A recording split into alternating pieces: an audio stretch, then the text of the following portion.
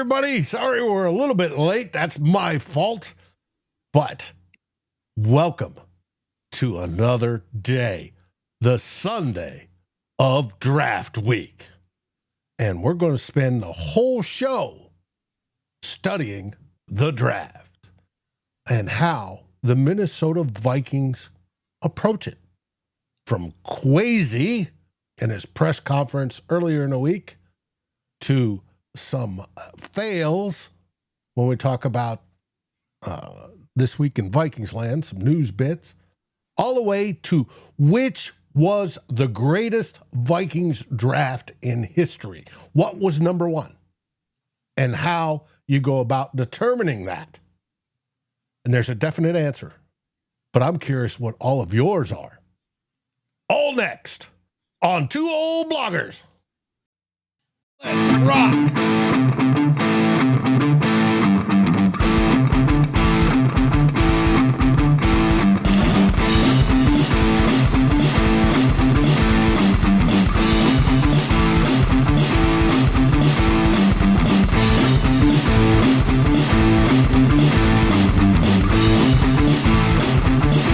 Vikings First and SKOL presents This Week in Vikings Land with Darren and Dave, your two old bloggers.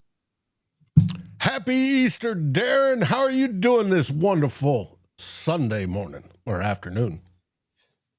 Excellent, Dave. Happy Easter to you. Happy Easter to everybody who's joined us on the show and will join us as well. But yeah, doing great. Sunny here today.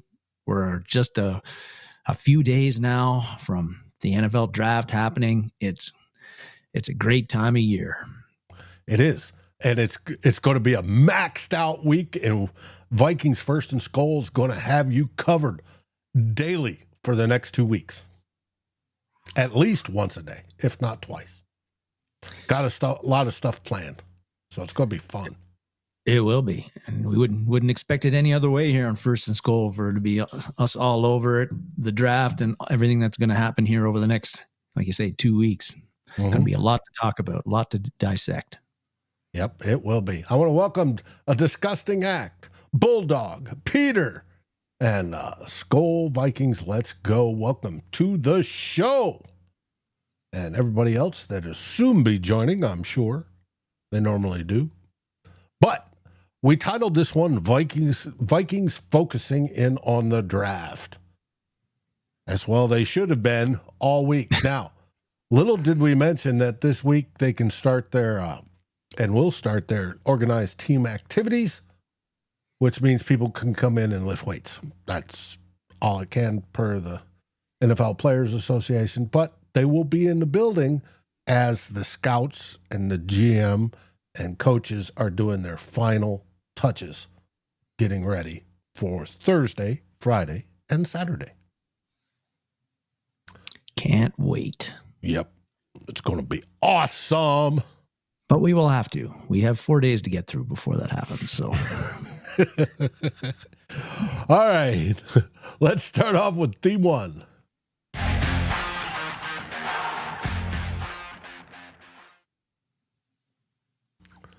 Kwesi speaks. Indeed he does, Dave. Kwesi Adofo-Mensah, Vikings general manager, had his media availability on Thursday, where folks that cover the Vikings got to ask him a whole bunch of questions about the upcoming draft. And so wanted to go over what he said and see if anything noteworthy or things that wanted to talk about the things that stuck out to me. Probably would have stuck out to a lot of other folks who are on here now and yourself, Dave. But,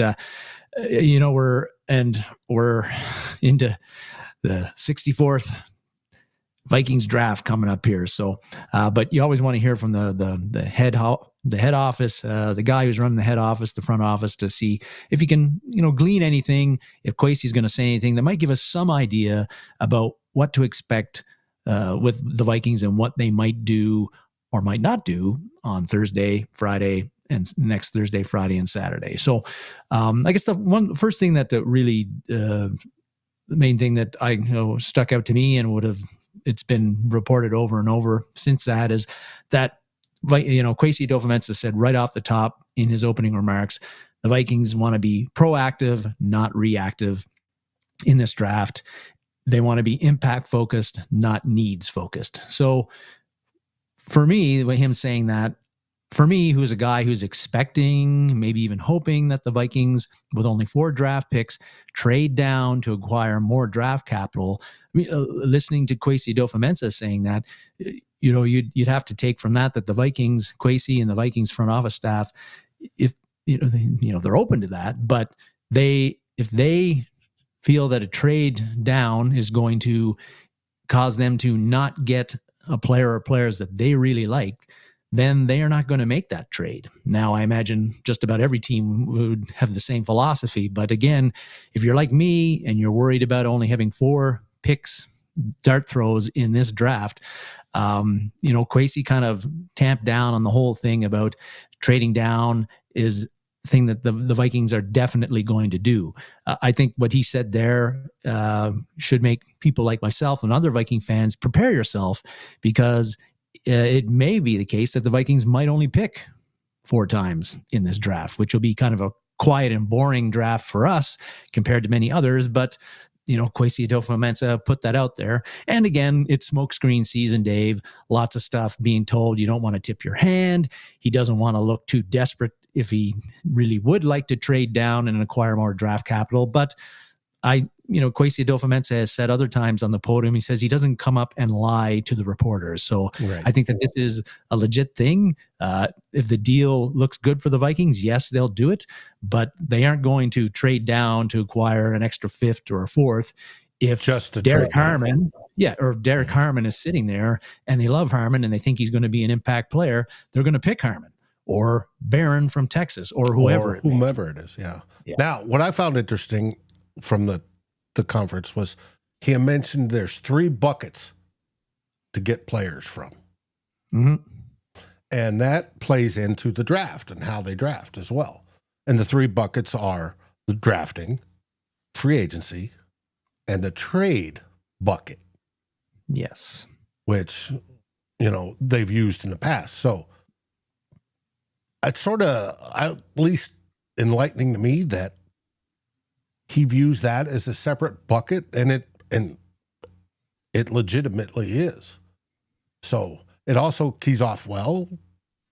Does that mean there's a draft trade coming player-wise? Mm. Indeed, and the free agent bucket was a big bucket this year and last. Draft and develop, that's kind of been the mantra for NFL teams for a long time, is how you build a successful team and organization. But Kwesi Adofo-Mensah has made it clear from the get-go that the draft isn't the only way that he thinks you can build a team. I think, a second thing that he talked about that caught my attention was, again, it has to do with the trade down. And what are the Vikings going to do at 24? Are they going to trade down or not? Or are they going to trade down in a later stage in the draft? And Kwesi he got asked about draft value charts. And he said that the Vikings, not surprisingly, and he has his own draft value chart that they use. And I bring that up, and I'm sure every NFL team does, but I bring that up because when trades do get made during the draft, people like you and me, and other fans and NFL draft experts, they'll immediately go to the Jimmy Johnson chart or the Rich Hill chart or other well-known charts and use that to grade whether the Vikings or whatever team has made the trade, whether they won or lost it. And that's great and all, but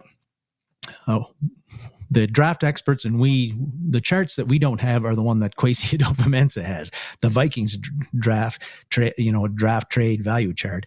And that's the one he's basing his decisions on. So if the Vikings do make a trade this week coming or trades in this round, yes, we'll come on and we'll look at the Jimmy Johnson charts or others. Other people will, and they'll make a determination on whether the Vikings won or lost. But that won't be the chart that Kwesi Adofo-Mensah is using. And so if the Vikings make a trade, and some people feel that they lost it, like some people feel they lost the Dallas Turner trade last year, or the trades they made to get Dallas Turner, got to keep in mind, again, Kwesi Adofo-Mensah has got his own chart, and he made that decision for a reason. And the reason was because his chart said go for it. So you may agree, you may disagree, but we're not using the chart the Vikings are using, and you got to keep that in mind when and if the Vikings make a deal or deals. And he said it's more of a decision matrix that they use. How impactful is the guy? How long-term is he? How all these other things to whether it's valuable and they will go for the trade or not. It's interesting. It is. I would love to see a copy of it. Yeah. Anybody working Egan want to, DM me? I'll that's open up right. my DMs for that. Oh yes, that would be nice to see for sure. Kind of third thing that Kwesi Adofo-Mensah said wanted to mention was he didn't seem all that worried about the fact that the Vikings only have 4 draft picks right now.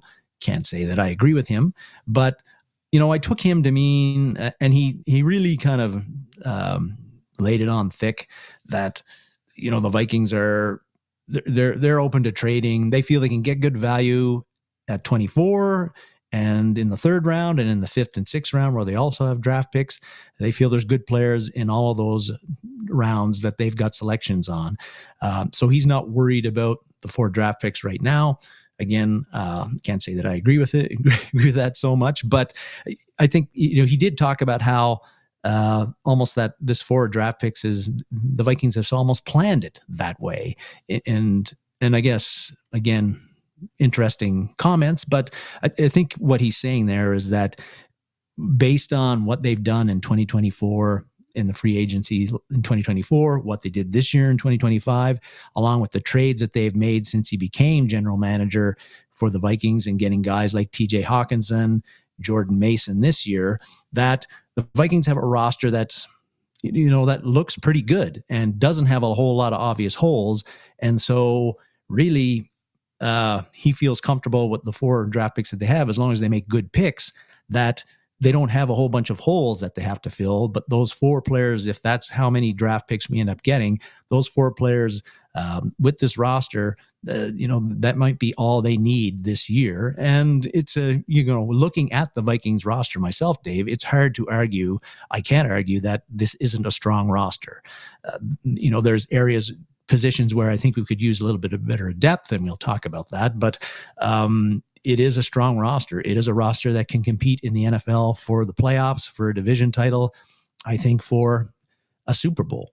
And some years, it's good to have 7 or 8 draft picks, but if 4 or 5 of those draft picks don't have a chance of making the team, what are you picking for, right? So maybe this year the 4, Kwesi Adofo-Mensah's comments about not being too worried about the 4 draft picks right now, if that's what it ends up being, it makes some sense there. Right. And, he's not playing into the Rick Spielman, I got to own the 7th round and give me 15 draft picks scenario. He wants to play. He wants to pick players that will play and make a difference. Yeah, impact focus, not need focus. And I think he also talked about quality over quantity in that presser. You could get 10, 11, 12 draft picks, but if most of them are in the 6th or 7th round, how many of those guys are going to make the team, ever become more than special teams guys, emerge into starters, emerge into impact starters? Not too many of them do. Right. Now, if you were listening to Kwesi and you were looking for some kind of, and we always are, looking for some way of divining or getting some indication from him of what positions the Vikings were really looking at targeting, you didn't get that, not surprisingly, on Thursday. A different situation this year than last year, Dave. Last year is pretty obvious. The Vikings were drafting a quarterback. Right. And they're going to be drafting it in the 1st round. It was just a matter of who it was going to be available, and if the Vikings were going to have to trade up to do it. They did trade up, but they only traded up one spot, and they ended up getting the guy I think most of us thought they were going to get at the end of the day, which was JJ McCarthy. This year, because of the roster building that Kwesi Adofo-Mensah has done the past 2 years in particular, not as obvious where the Vikings are going to go. He did say, he did admit that tight end is one area where the Vikings have got to add a body or two. That's pretty obvious when you look at the roster right now, when you've only got Josh Oliver and Hockenson as tight ends on your team. But he didn't say that they draft a tight end to fill those positions. He just said they needed a couple of bodies there, and maybe that comes through a trade after the draft or a trade somewhere down the line in the next 2 or 3 months. And likely undrafted rookie free agents as well if they don't draft one. And I don't think they will with just 4 picks right now. But that was really the only spot that he really talked about and said, yeah, we're going to add players. But, he didn't say, yeah, we're definitely looking at corner or somebody who can fill in at left guard, something like that. But having said that, if you look at all the lists that we've come up with the past few weeks about guys that the Vikings have visited with, there's a lot of offensive linemen on that list, particularly interior guys. There's a lot of interior defensive linemen on that. There's a lot of running backs. There's a lot of corners. And so I think that indicates that the Vikings, despite what they've done in free agency, are looking seriously at those 4 positions as the spots that they are going to be drafting guys at on Thursday, Friday, or Saturday, and maybe on all 3 days. Yep. They might target a position or 2 in particular. So, some interesting stuff there. I think that were a lot of the things that stood out to me during that presser from Kwesi Adofo-Mensah. I also want to touch on the whole, again, trading out of 24 situation, because I'm expecting the Vikings will do that, but you need a willing trade partner. You need the Vikings to feel that willing trade partner, if they find one, is giving them the appropriate amount of value for trading out. And so that may or may not happen, but we do know that there's 8 teams that are drafting after the Vikings are set to draft at 24. You got them up there: Houston, Rams, Baltimore, Detroit, the Commies, Bills, Chiefs, and Philly. And then there might be some teams in the second round early on, like Cleveland, the Giants, Tennessee, Jags, who might be looking to jump back into the bottom end of the first round to pick up a player they really, really like. So those are the teams I think that you can look at and say are most likely teams that the Vikings might be looking to make a deal.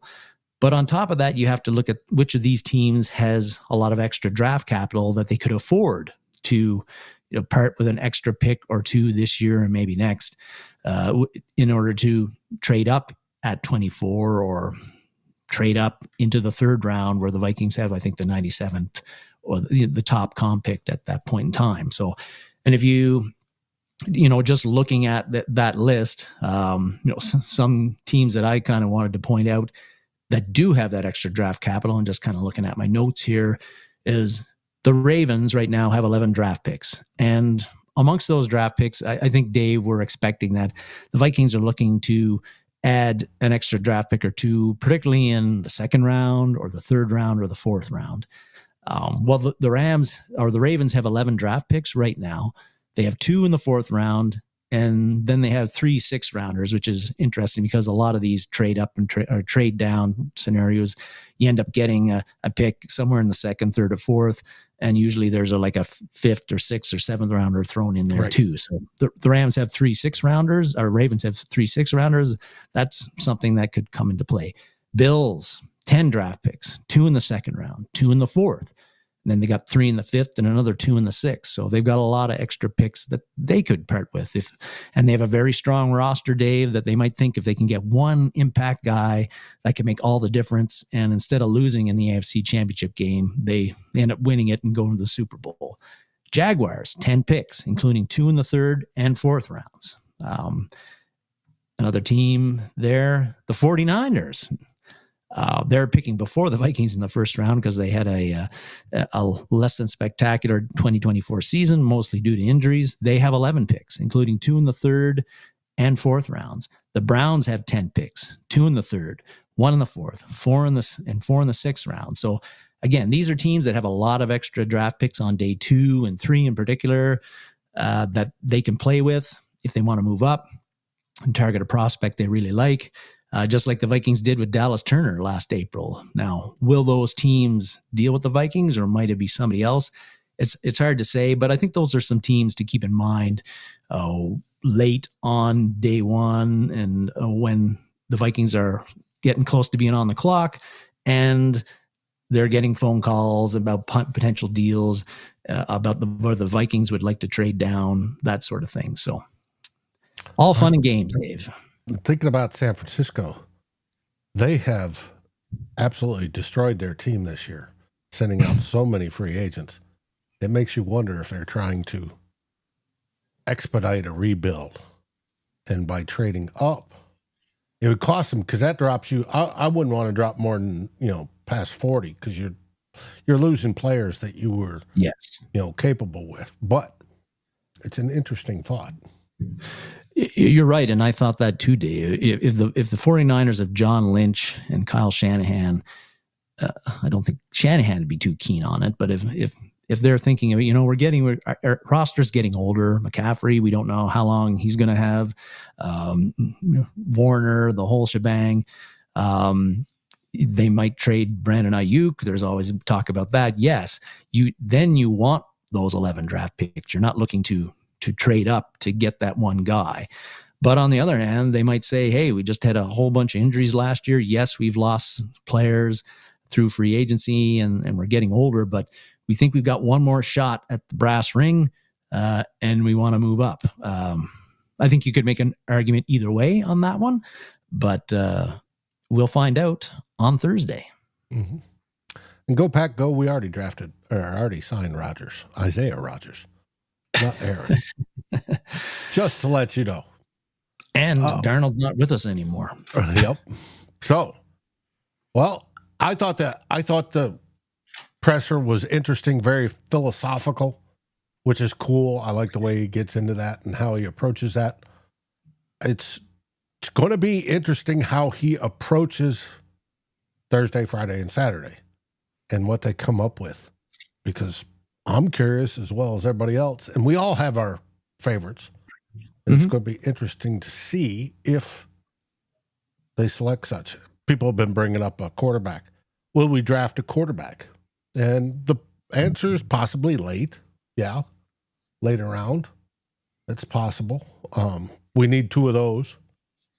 We need a number 2 veteran type, and we need at least a camp arm. Now, a camp arm can come via undrafted free agent, but we need somebody like that to develop. We'll see, because I think Rippon's beyond that. But who knows? Well, that brings us to theme 2.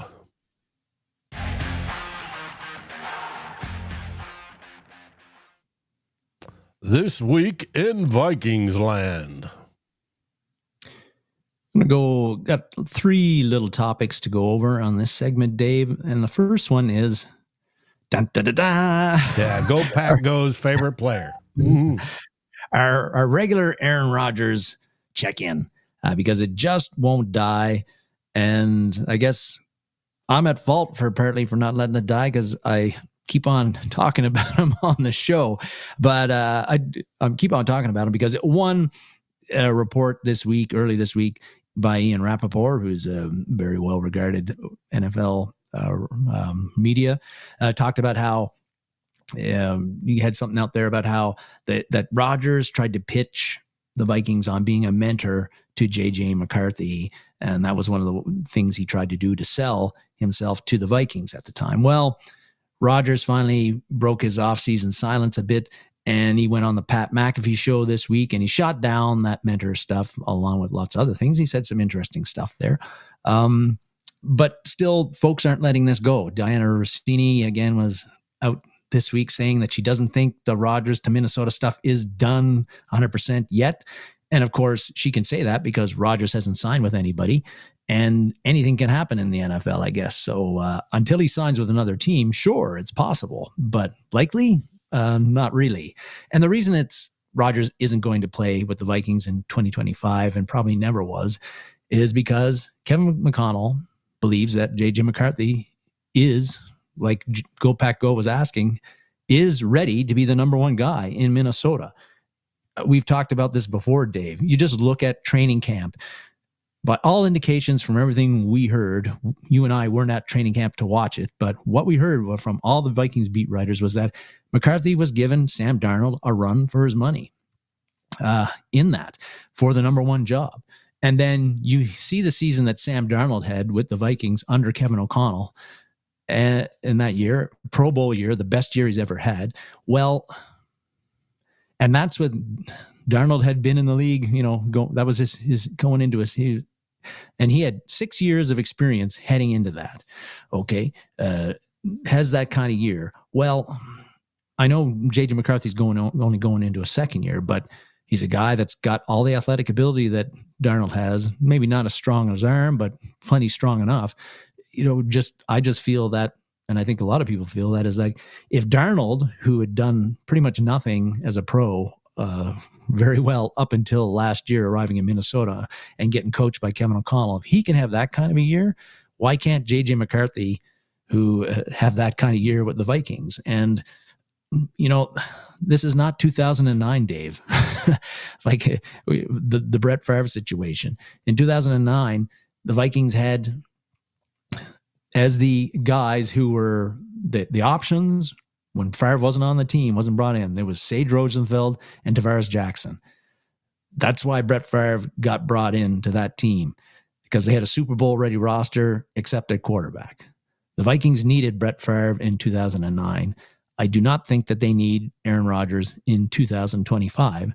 And I believe that Kevin O'Connell believes the same thing at this point in time. So people are going to keep on talking about it, but until Rodgers signs with Pittsburgh or somebody else, or retires. Yeah, or retires, which he said is a possibility. Anything's a possibility, according to that interview with Pat McAfee. But I think J.J. McCarthy is ready. What little I saw in last year, he looked ready to me. I think Kevin O'Connell has seen a lot more of J.J. McCarthy than either of us have, and I think that he feels that he's ready. May not turn out to be ready, but I would wager he is ready after the year of absolute mentorship. The weekly meetings, the breaking down the films, the learning the defense, the learning this and the learning that, and the simulations and the whole stuff that he went through. I bet he's absolutely ready, and he will be gunning it this spring and then through the season. He will be. But I have not seen a quarterback get more prepared for a season than I have with J.J. McCarthy. And part of that's because he sat out because he was healing his knee, but what he was doing was getting ready. And as of, preseason game 1, we were all debating whether he was going to start the season. Yeah. Because he looked that good. And I don't know if you saw it, but I happened to see it on the Minnesota Vikings team website. Kyle Brandt really, I wouldn't say he went after McCarthy on Good Morning Football this week, but he really roasted Vikings teammates, everybody who said that the reason J.J. McCarthy is going to succeed is because he's been a winner his whole life. And he was saying, tell me something other than he's been a winner. I don't care that he won in high school and college. I care about this. Well, he made it sound like that's the only reason the Vikings players and media are putting out for why McCarthy will succeed in 2025. And Kyle doesn't follow the team. I think he follows them pretty closely. He mentions the Vikings quite a bit, but he hasn't been listening closely to what the players have been saying if he thinks that's the only reason that they've been giving for why McCarthy will succeed in 2025, because they've mentioned a lot of other things, leadership, and just O'Connell too, about him passing every test that they put in front of him, which means passing tests in training on the field, on the grass. So they're seeing things, looking at him closely, and they're seeing everything they want to see out of J.J. McCarthy.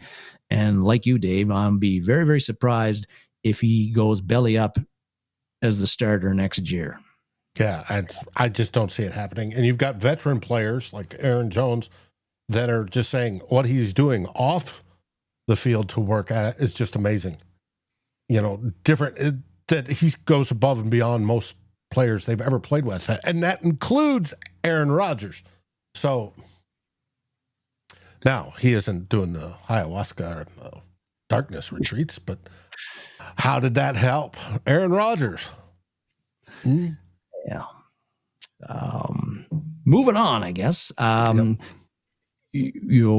We talked about it just in this last segment, and we've talked about it plenty about the Vikings' latest chase for a franchise guy to be the first franchise guy since Fran Tarkenton, and that being talking about JJ McCarthy being that guy. And so, but there was a time not too long ago where back in 2011, actually, where the Vikings took another stab at finding their franchise guy, and they drafted Christian Ponder, number 12 overall that year. And why am I bringing up Ponder? Well, this week he was on a podcast and he said a few interesting things that I wanted to touch on. And he talked about how in his last year at Florida State, where he had a shoulder injury, he got a 3rd-degree separation of his right shoulder, his throwing shoulder. And he talked about how, on that podcast, about how he never felt the same throwing the football after he had that injury. And he also talked about how the perception that he was overdrafted in 2011, that really weighed on him, and he came into the league with a lot of anxiety because of that.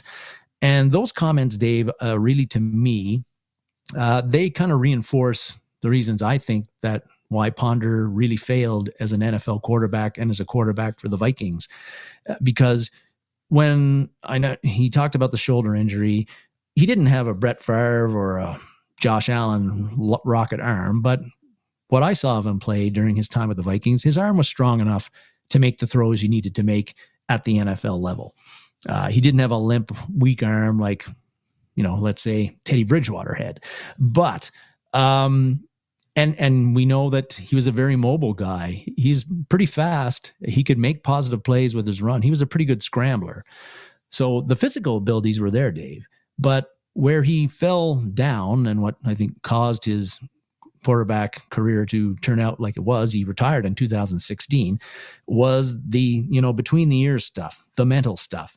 Like you watched him play, he always looked jumpy in the pocket. And that jumpiness in the pocket caused him to make his ball placement was not good a lot of times because he had happy feet in the pocket. His accuracy suffered because of that. And also, I just felt he never looked calm in the eye of the storm. And Dave, the great ones, the really good ones, they have the physical abilities, but they also have the mental abilities. They keep calm. They're patient. They show great pocket presence. They don't go crazy and schizo when things break down. And unfortunately for Ponder, whether it was partly because of the shoulder injury or just he would have had that issues anyway, he just didn't have the stuff upstairs to be the franchise guy, even though the physical abilities were there. And your dog's agreeing with you 100%. And that's just it. He did not seem to wilt under the pressure. And it's something that you look for in a quarterback that stays calm. There's the old story of Joe Montana in the Super Bowl having to make that 4th quarter drive, and everybody's hyped up, and he looks in the stand and goes, "Hey, that's John Candy."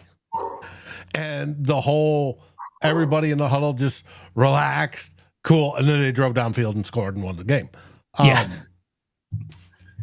You've got to be able to be cool, calm, and collected when you're doing that. Quarterback from olden days, Fran Tarkenton, even though he scrambled as much, kept his head. You had, I'm thinking of Cowboys quarterback. Went to school with my mother. Hall of Famer. Roger Staubach. Yes.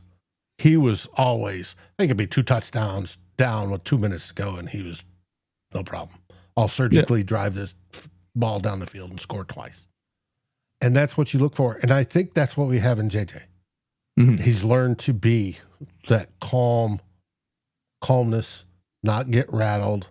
Whereas, of course, Ponder very much got rattled.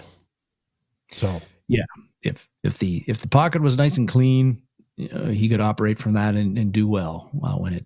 When it got something other than that, there were big problems usually. And that's not a unique thing for quarterbacks. We see all kinds of NFL quarterbacks in the NFL have the same issues. But when it's your guy who you picked 12th overall, and you've got great hopes for, it's not a great feeling when you see them playing that way and not being calm in the eye of the storm, which you got to have as an NFL quarterback. And very few of them have that. Mm-hmm. And that's why he failed. Mm-hmm. He even failed. He went off, played with San Francisco for a bit, and he was done. The only thing he succeeded at was getting a hot dime for a wife that probably makes more money than he does right now. But hey, good for him. Yeah, I think he's in business now. He's a business guy, CEO of something, but I couldn't find much more on that. Okay, well, I took the pictures directly from the podcast. Yeah. And they look like your prison pictures. He didn't shave that day. No, he didn't shave, and it's a weird concrete-ish background, and it just reminded me. Hey, and he's scowling during most of it and talking about, hey, he messed up his shoulder in college, and it was never better. And hey, I know that feeling, but it is what it is. All right. That brings us to the next topic, which is? Matthew Collar, we reference him a fair bit on the show. He had a story this week where he's talking about how leading up to the draft, he, who covers the Vikings quite closely, obviously, has no idea where they're going in the first round right now. And he said nobody else does either. Fair enough. Again, because of what the Vikings did in free agency, they don't have a lot of obvious holes on the roster where you can say, damn it, they definitely need a X because they don't have X. Having said that, I think they knew last year. Yeah, they knew last year big time, and that's why McCarthy was their first pick in the first round at 10 overall. But I think this year, though, even though the Vikings have done a lot of good things, I think during free agency and addressed a lot of roster holes, I really feel like corner is where I'm feeling where they're going to go when they draft first overall, whether it's at 24 or a little bit later. And I say that because looking at the cornerback position, I don't think it's quite as robust as maybe some others feel, even though they've been very active in free agency. Yes, they signed Byron Murphy Jr. To a big extension. And I'm glad that he did, because I think Byron Murphy Jr. earned it, and he played really well last year, and I think he's got good football left in him. Yes, they signed Isaiah Rodgers, and he's got... The Rodgers we approve of, yes. Yeah. And Brian Flores is very high on him, but he's a guy that in 60 NFL career games has only started 13 of those. So with Indianapolis and with the Eagles, on a stacked roster with the Eagles last year. So, but what is he going? Is he a guy you can really depend on to give you very good to very good play at the corner position? I don't know. Although I like the selection. Where we talked last week about our health and fitness director and the whole crew, that we're banking on them, and they've done well so far. Indeed. Mekhi Blackman, I thought he did some very good things as a rookie, but he's coming off an ACL injury, and that isn't the death knell for pro sports athletes anymore that it was 30 years ago, but it is a serious injury. And as a rookie, he played 38% of the defensive snaps as a rookie. So again, I think he's in line to have a big role on this defense in 2025, but are you 100% sure that he doesn't have the track record where you can say, definitely we expect Mekhi Blackman to play like this in 2025? I think there's question marks there.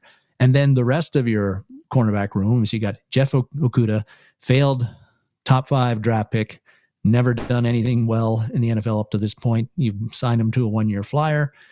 You've got Dwight McGlothern, who I really like, but undrafted rookie free agent, played very, very little as a rookie last year, as expected. But he did play. He did and for play. a rookie, undrafted rookie free agent, that's pretty. Yeah, that's a pretty big deal. I feel pretty good about McLaughlin, but is he somebody that I would be like But really trust is starting? trust You don't want to. No, not so much. And then Tavir Thomas, they signed as a free agent, who's really looked as a special teams guy at this point in his career.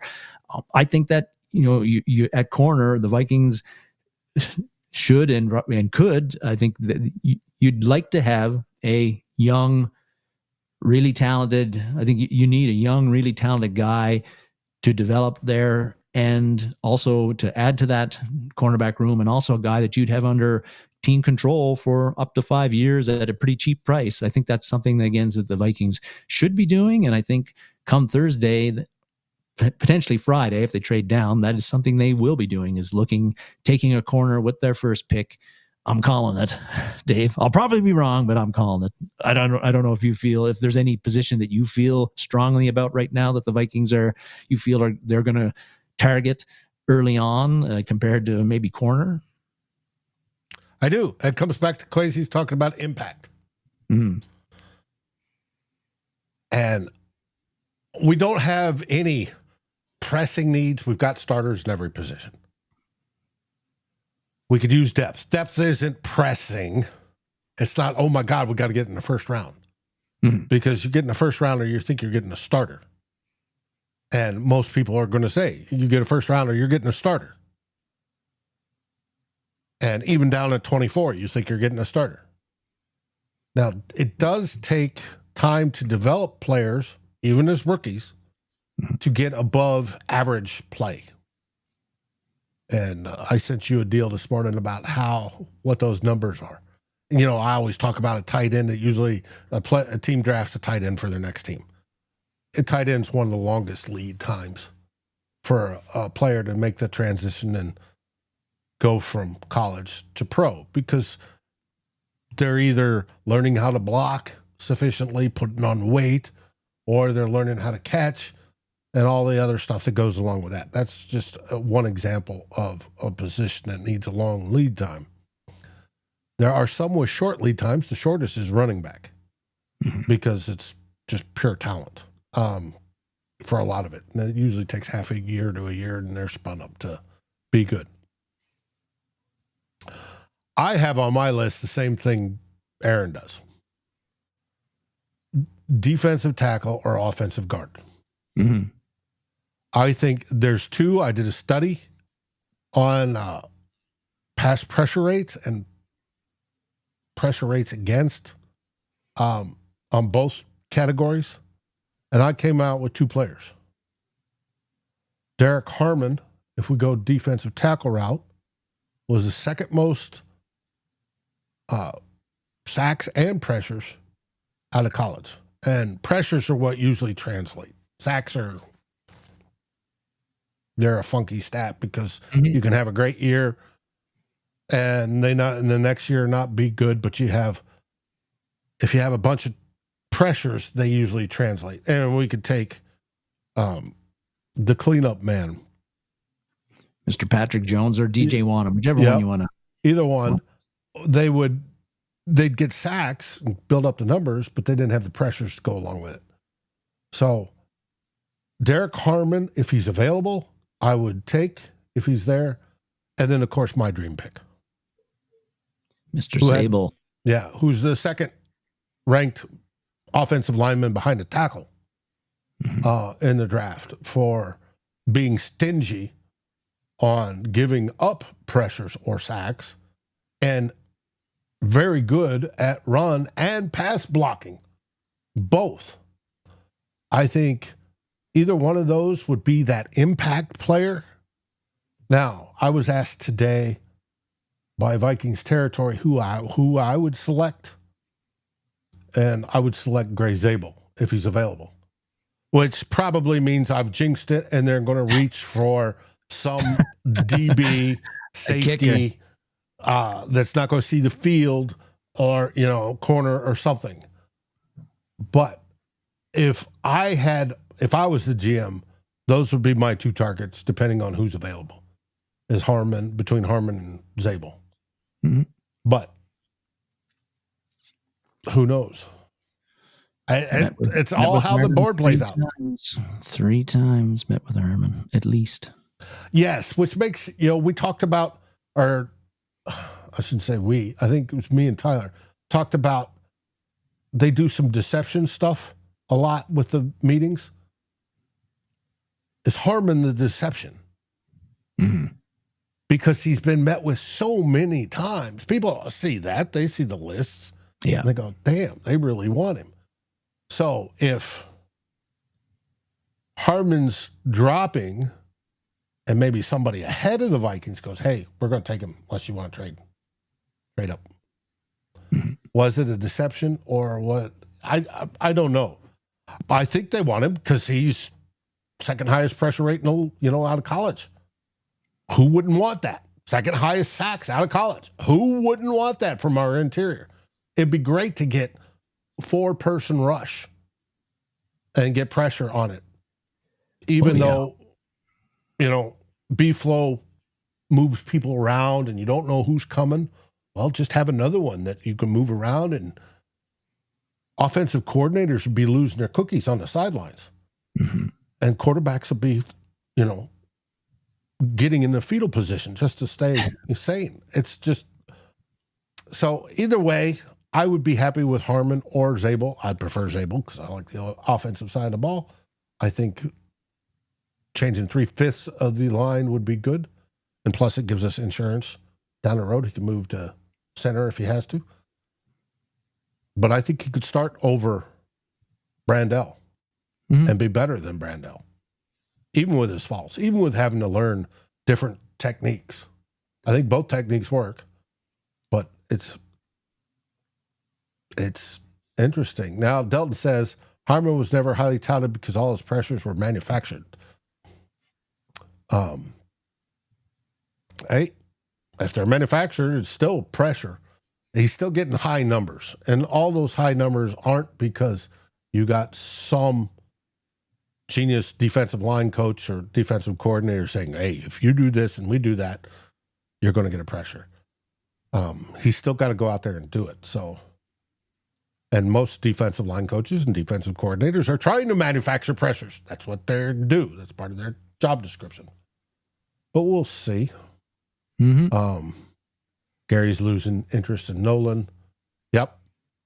I agree, Gary. I'm hearing the same, but we'll see.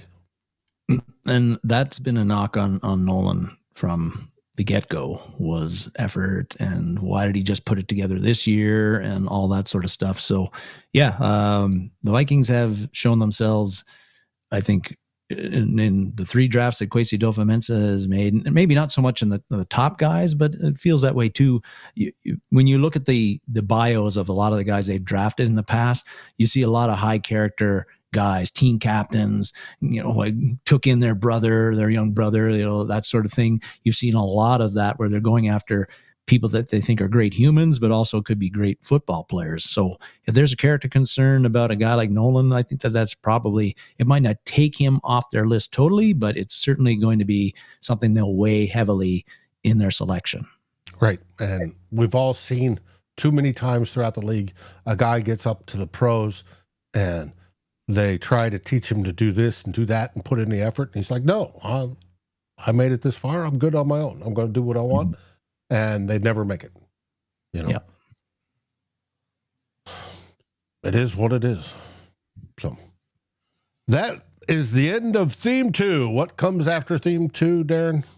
Theme 3, the big finale. Mm-hmm. This time we're going to get into some history of the Minnesota Vikings. Vikings vault. Sure are. Yes. I mentioned at the beginning of the show, this will be the 64th draft in Minnesota Vikings franchise history. And feels like a good time to talk about best draft ever for the Vikings. So we're going to look at, or I'm going to look at Dave too, and we get all your comments below about what I think is the best Vikings draft they've ever had in franchise history out of this, well, soon to be 64th that they're about to embark on. So they've had 63 before these. And it's a bit of a tough thing to assess, Dave, because at least with the number of selections over the years since the Vikings joined the league in 1961, we're not looking at an apples to apples comparison. In 1961, when the Vikings joined the league, it was a 17-round draft. 17. And then 77, they dropped it down to 12 rounds. And then in 1993, the NFL went to an 8-round draft. And then in 94, they switched to the 7-round draft, which we continue to have today. But back in the 60s and 70s, early 70s, the Vikings and all NFL teams had way more bites at the apple than they have at today. It was still about the same amount of players, believe it or not, drafted each year. It was usually around 260-ish. Yeah. But there was fewer teams back then. Yeah. But of course, nowadays, NFL teams, you have employ way more resources, research, scouting on the draft. It's a year-round thing than the teams had in the 60s and 70s and even the 80s and probably the early 90s. So, even the 2000s. It's changed so much. The advent of moving from film, where you had to send the canisters and watching the film and have people cut them up for you, to VHS tape, and you had to ship those, to now it's all digital. You can bring it up on demand. It's all categorized. You want to know certain situations. How did this player perform in a 3rd and long situation with 4 minutes left in the game? And it'll bring up all the plays, sort of deal. Yeah. And then listen to Dave go on about it here. Then you throw in all the analytics on it. Hey, he's got 9 3/4-inch hands. Unless he's clipped his fingernails, then it's 9 and whatever, type deal. Yeah. So different eras, different information available to teams, more rounds, less rounds, but still you got to assess the picks at the end of the day. And that's what we're going to do, even with the difference in the amount of selections teams have had and how they went about getting those selections. But, looking at, as we're assessing this, Dave, I was looking at it, and how I was judging drafts was just impact players. Okay. If we're looking for guys who became starters, guys that ended up making all pro or Pro Bowls, some guys that ended up getting to Canton, in the Ring of Honor, impact players, right?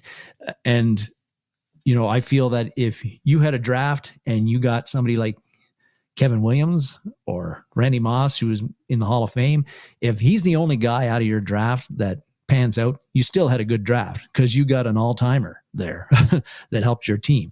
Now, if you got a draft where you got a potential Hall of Famer or a Hall of Famer, plus you got 3 or 4 starters out of that is a damn good draft. Mm-hmm. And so, again, impact players, that's what we're looking for. So looking at the 63 drafts up until this point, and Dave's flashing all kinds of high impact players that the Vikings have drafted. Some of the pictures I got done. I didn't get them all done, folks. This should be twice as long when it comes to graphics on this one subject. It is a fabulous subject, and we may revisit it in a future date as well, because it is so good. It's so rich in history. But of the 63 drafts the Vikings have done before, I felt that there were 7 out of those 63 that you could consider to be in the best Vikings draft ever. 1961, the very first draft, 1967, 1974, 77, 1995, 2015, and then 2020.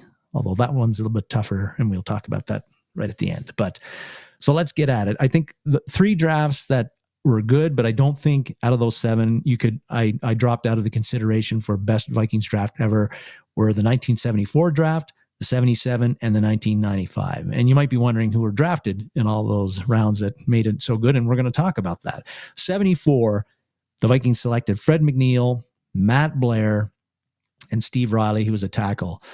in that. And so those three guys were foundational players for the Vikings for a decade.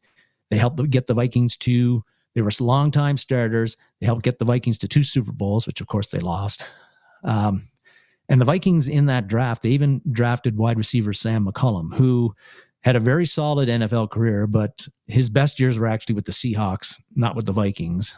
But we did draft him, and he did play 4 seasons with the Vikings. He just didn't do a whole lot with us. But when you look at McNeil, Blair, and Steve Riley, again, longtime starters, foundational players. But yes, Blair he's a member of the Ring of Honor, one of the top 50 Vikings of all time. He made a couple of Pro Bowls, all pros.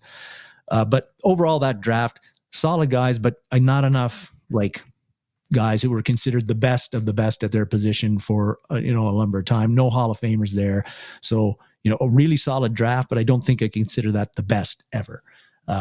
Same with the 77 draft, Dave, where we got Tommy Kramer, TK. We drafted Dennis Swilley, a longtime center for the Vikings. Tom Hannon, he started at safety for 8 seasons for the Vikings. And Scott Studwell, linebacker. Now, Studwell was a stud, but and again, one of the top 50 Vikings of all time in the Ring of Honor, probably the greatest linebacker we've ever had. But again, none of these guys were like consistently all pros year after year. Foundational players during the late 70s, early 80s for the Vikings. Some of them made Pro Bowl here and there, but again, no Hall of Famers there, not a huge amount of star power. So I don't think that the 77 draft, as good as it was, could be considered the best ever, just because of that no Hall of Famers, that high impact kind of players out of there. 1995 was a draft. I'd forgot about how solid this was. And this was one of Denny Green's first drafts. And he and his front office did a really good job here. They got Derek Alexander. They could have had Warren Sapp, but we won't get into that anymore. Derek Alexander, defensive end. Corey Stringer, the big offensive tackle. You had Orlando Thomas. Big Corey. Yeah, Orlando Thomas, safety. Corey Fuller at cornerback. And they also drafted defensive tackle Jason Fisk, who was a key rotational guy for the Vikings in his first 4 years. And then he signed with Tennessee as a free agent after that, and actually became a starter at Tennessee and got to a Super Bowl with the Titans, I think. And it was a good, solid player. But again, like those other 2 drafts, again, nobody there who was a Hall of Famer. A lot of them didn't end up signing a second contract with the Vikings. They moved on in free agency and played for somebody else. Unfortunately, Corey Stringer and Orlando Thomas are no longer with us. RIP to both of them. And Orlando Thomas is still 9th all time on the Vikings in interceptions, by the way. Mm-hmm. But again, a really solid draft there. Just again, the high impact doesn't rank as one of the best Vikings drafts of all time, though it's a very good draft. So I think the best Viking drafts of all time come down to 3: 1961, 2015, and 1967. Let's start with the 61, Dave. The Vikings had 20 selections in this draft. 20. Would make Rick Spielman jealous. Yeah, he'd be crazy about that one. But 20 selections. They hit on 3 of them, which doesn't seem a lot, but the 3 that they hit were pretty good. Tommy Mason was a solid running back, the first overall pick in that draft, I believe, for 6 seasons with the Vikings. The Vikings drafted Ed Shirachman, cornerback there. Not many young Vikings fans would have ever heard of Shirachman, but he was an excellent player for those early Vikings teams. 40 career interceptions. That's 3rd all time for the Vikings. One of the top 50 Vikings of all time. He was a really excellent player. That's a target that Hitman's aiming for. Yeah, that's right. So excellent player, and got to play on some excellent Vikings defenses in the latter part of his career. And then, of course, what can you say about Sir Francis Tarkenton? Our friend, the best quarterback in Vikings history, top 50, top 100 player, probably the second best Vikings of all time, according to me and you, Dave. Just a phenomenal player. But hopefully I think JJ surpasses him, but we'll see. Yes, hopefully we'll see. Now, so really, really good draft. I don't think it's the top, though, just because we could have used a couple of extra starters. And what might have put this draft over the top and and it was maybe the number one would have been if we had signed Jerry Mays. We drafted him that year. Who is Jerry Mays? Defensive end. He ended up signing with the Dallas Texans of the American Football League. Mays ended up being a starter on a very ferocious Kansas City Chiefs defensive line. They ended up beating the Vikings in Super Bowl IV, and Mays ended up being named to the all AFL team when that league went under. So Mays was an excellent player. We drafted him, but just unfortunately he never played for us. But if he had that kind of career, he might have put this draft could have been considered the number one of all time. Now, you speaking of names that didn't play for us, we drafted, believe it or not, Dave Winfield. And Bobby Bell, also the Chiefs defensive end who beat us in Super Bowl IV. Well, and Dave Winfield obviously went on to play Hall of Fame level baseball. Yeah. But, yep. I think Winfield was a tight end, right? I don't remember where I looked him up, and he was at end of a draft. And because I saw him, they did a football picture of him when I was looking through the pictures, and he's sitting on the wall at, I think, the Old Met, and he's got a baseball glove in his hand. And they go, Dave Winfield drafted by the Vikings with a baseball glove in his hand. And I went and looked it up, and sure shit, he was drafted by the Vikings. Yeah. I watched him play baseball with the Twins. Yes. I mean, in the Metrodome, went down there and watched him. That was cool. Great baseball player, Dave Winfield. Also won a world championship with the Toronto Blue Jays and at the end of his career. So 1961, I couldn't put it as the best, but it's damn close. Also damn close, but not the best, was the 2015 draft. And this is a draft that its history is still being written, Dave, because some of those players are still in the league. And in that draft, we drafted 3 studs. Surprisingly, none of the 3 studs were our first draft pick of that draft, but we drafted Trey Waynes, who was a guy who not great, but I think an average, maybe to solid starter, but started most of his rookie contract with the Vikings. But then you got Eric Kendricks at linebacker, Daniil Hunter at defensive end, and Stephon Diggs at wide receiver, all selected in that 2015 draft. 3 studs, 3 guys who are stars in the league. And depending on Diggs and how Diggs' career and Hunter's career go in the next 2-3 years, one of those guys might, or both, might end up going to Canton and be fitted with Canton, yellow jackets, depending on how their careers go. They're probably going to need Super Bowls. That's true, but that's not out of the question. Right, on either of them. Well, Houston's got a longer shot than Buffalo. True. And obviously Diggs is no longer with Buffalo. No, he's not. But, that was it. To get 3 guys like Diggs. Who did he sign with this year? I'm drawing a blank on that. I feel like it's the Rams, but it's not the Rams. Patriots. Yes. Yeah. Going to be tough to win a Super Bowl there now. But again, to get 4 guys who end up being starters, and 3 of them who were at different times in their career were considered the top of the top at their positions, is, that's almost as good as it gets. But it ain't as good as the best Vikings draft of all time, which I've determined, and Dave, I think you agree with me, is the 1967 draft. Yes, the Vikings had 17 selections in that draft, but they made hay on quite a few of the picks. I think they got 5 out of those 17 selections ended up being impact players for the Vikings. Clint Jones was a solid starting running back for them for 6 seasons. Gene Washington, pitcher there, big time deep threat for the Vikings, twice an All-Pro during his time with the Vikings, and a very good man. Yes, and very good man. And at one year he averaged, I think, 26.3 yards per catch or something insane like that. Helped get the Vikings. Bob Grimm was another big play wide receiver they drafted that year. Ended up being more of the key guy after Washington left the Vikings, and also came back to the Vikings at the end of his career. Another deep threat, another big play wide receiver they got in the 67 draft. So they got 3 really solid guys there, including a couple of, 3 guys who started either full-time or part-time during their Vikings career and made important contributions to the Vikings teams that got to their first Super Bowl in 1969. But the last two guys that make this, I think, put this draft over the top. One, the great Alan Page. Wasn't even our first pick in this draft, but what can you say about Alan Page, man? Like NFL MVP in 1971, one of the top 100 Hall of Famer. Yeah, just for life. It's not just NFL, Supreme Court justice, the whole work. It's just a brilliant man.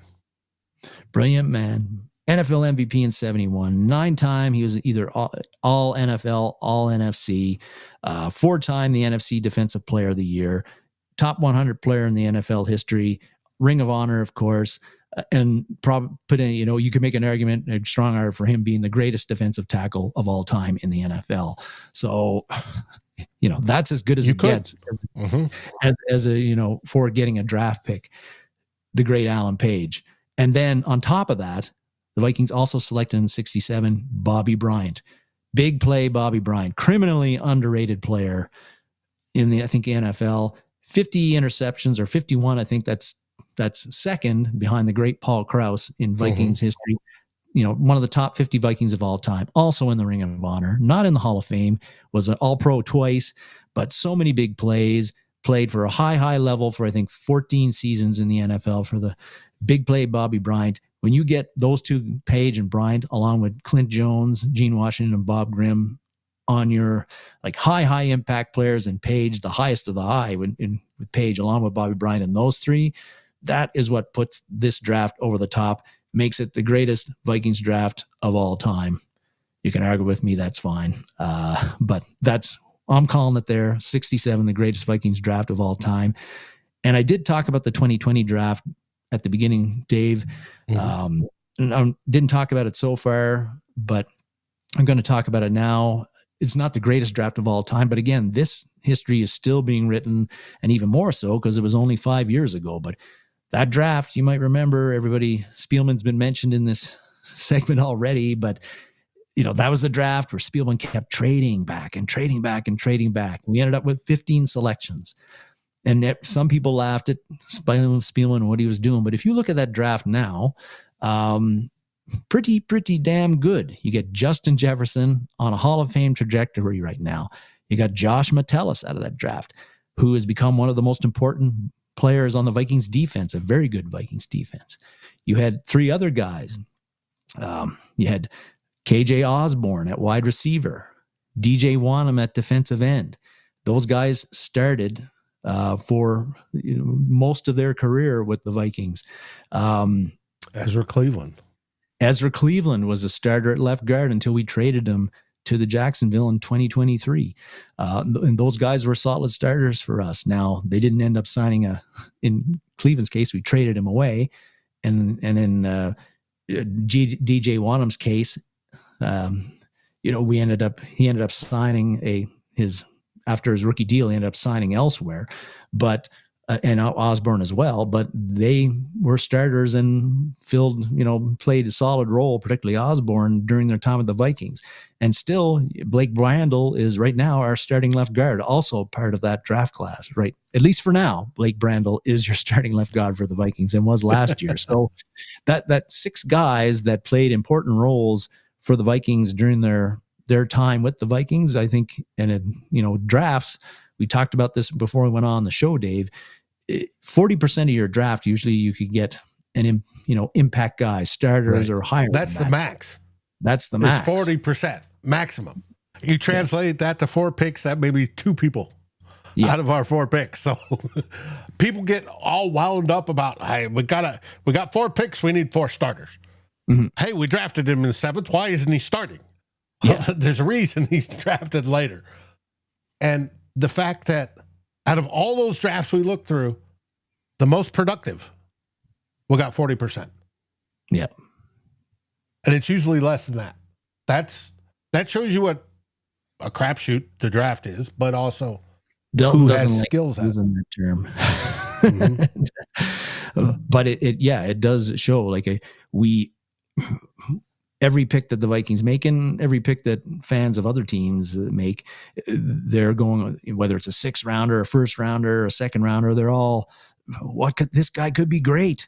But we see after 63 drafts, like you say, 40%. That's as good as it gets as far as getting a starter or impact player. And it's probably going to turn out that way in this draft too. Whether we, as much as we like to think they're going to nail every pick that they have, they aren't. And to hold a GM to that is misconception, irresponsible, however you want to put it. It's just not reality. No. Now, when we started this, when you brought this up earlier in the week, I wanted to figure out how would we judge what were the best drafts, because we knew some of the drafts had a bazillion selections, especially early. And then others had a handful of selections. And just basically came down with criteria of how many Pro Bowls they made. And Pro Bowls are weighted more the older you get. Pro Bowls in the 70s are actual, this guy is good, and it's not like a Pro Bowl that happened last year where it's a popularity contest. And the guy wasn't actually on the Pro Bowl team, but because 4 guys dropped out. Dropped out in front of him, he's now on the Pro Bowl. Yes, exactly. But Pro Bowls, did they start their rookie season or their rookie contracts? How many started their rookie contracts out of the draft? And that's an easy way to figure it out. If you draft 8 people and you have 5 that start sometime in their rookie contract, they're doing good. You're doing really, really good. That means they're productive. It may be they start on special teams, and it may be a 7th rounder that makes the special teams, but he's doing what is, they drafted him for. Now, is he good at it? That's a different story. We looked at those coming in the Pro Bowls, and then, of course, you looked at the Ring of Honors, and we looked at Hall of Famers, the numbers that came from that. And there was really, really one class that stood out amongst them all, and it was 1967. That class was just so dominant. And it started with one of these 2 Hall of Famers. That is Jim Finks, our first GM. That's Patrick Rousey on a tweet he made, a year ago, 2 years ago, about when Jim Finks hired Bud Grant, which was in the spring of 1967. Mm-hmm. And we talked about how 61 was a good draft and all that. It was Jim Finks, who's a Hall of Famer. He played, and he was a Hall of Fame exec. And he made it for his exec stuff. Just absolutely brilliant. Probably the best GM we've ever had. And that's a shame, because that was the first one. The best GM we ever had. Hopefully Kwesi will surpass him someday. I hope. But we'll see. Spielman was probably number 2. But as much as that hurts to say sometimes. It wasn't Mike Lynn. We know that. No. But Jim Finks was the man who hired Bud Grant. It was Jim Finks for the 61 draft and the 67 draft and up through 70, I think it was 77, he moved on after the Super Bowl. And it's just because of him and him getting Bud Grant and that whole draft that year and them working together. I've clipped the picture down. It's an old black and white, but there's film canisters. There's more than what you see there. And they're going through film, looking at players and plays and who's going to fit. And the 2 of them working together produced the greatest draft Minnesota has ever had. Period. Just with the stuff we looked at, 67 was it. Jim says Kwesi has a chance to be a great manager. He seems really smart. I agree he has a chance. Let him prove it. He's had his first few years to learn. Let him take that next step. And he very well could be. Let's hope so. But yeah, that is our show today. And I hope everybody enjoyed it, especially the trip down memory lane into the Vikings vault, learning about Vikings history, especially for all the youngsters out there watching. Youngsters, yeah, I'm an old man. I saw Gary says he feels real Papa Gary at this point. Yeah, Gary, you and me both, brother. But it's good to know we come from a very, very good tradition for our football team, and it's well worth being a fan of. Just without doubt. Any last words, everybody? No, Dave. I just feel again the anticipation will mount as we get Monday turns into Tuesday, and Tuesday turns into Wednesday, and Wednesday turns into Thursday for the draft and what we're going to do. It's one of the favorite times of year for me to kind of see all these new folks that new kids that the Vikings are going to bring in to the fold and make them wear purple and gold, and to see how their careers turn out with us. Mm-hmm. It is. And on Vikings First and SKOL, as I hinted before, we're going to be nonstop every day now, probably for the next 2 weeks. Tomorrow night, we have the Real Forno show. And Tyler, what did he say he had planned? He's talking about, he's made some horizontal boards as to where we could draft, where we could trade, whoever. And I'm interested in that. I may add all those visits and such, but we'll see. We're going to talk about that on Monday. Tuesday, we got a 2 for Sal. Sal's doing 2 shows. We're going to do one pre-recorded with a special guest you all will recognize. And then we're going to do the live show Tuesday evening.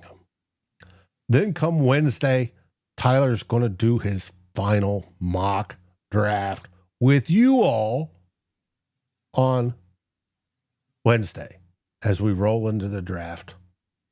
Get ready for it. Thursday morning, Tyler will join me again, probably around, I say Thursday morning, probably around lunchtime.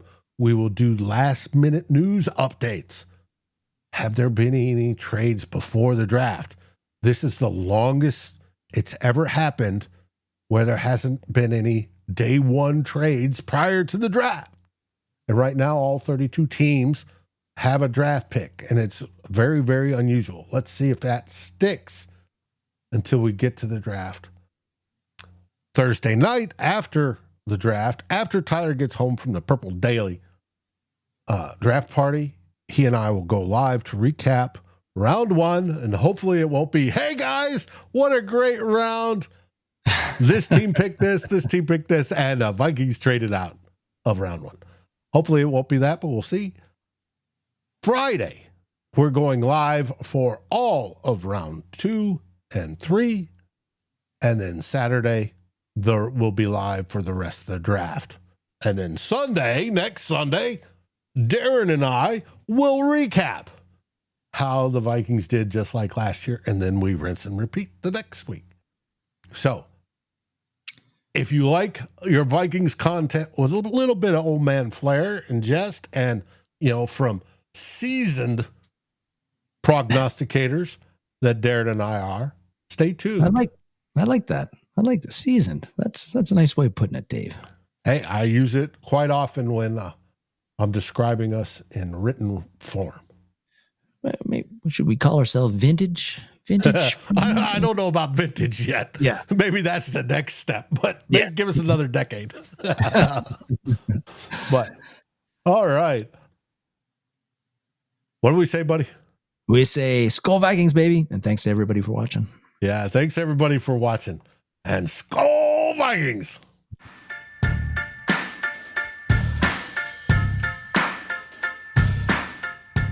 Like, subscribe, and ring the bell. And rate us on your favorite podcast aggregator.